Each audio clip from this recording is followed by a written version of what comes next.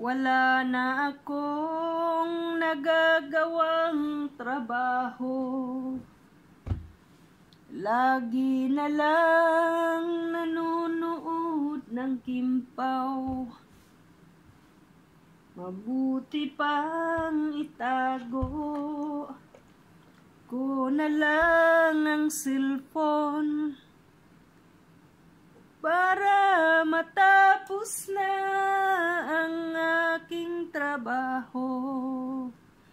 Nakakainis ang linlang, nakakakilig si BMC, nakakawala ng stress. Say Kim, nandyan na si Mr. Right. Sagutin mo na si Mr. Right. Bahala ka. Mapikot pa yan ang iba, magsisi ka. Sagutin mo na si Mr. Right.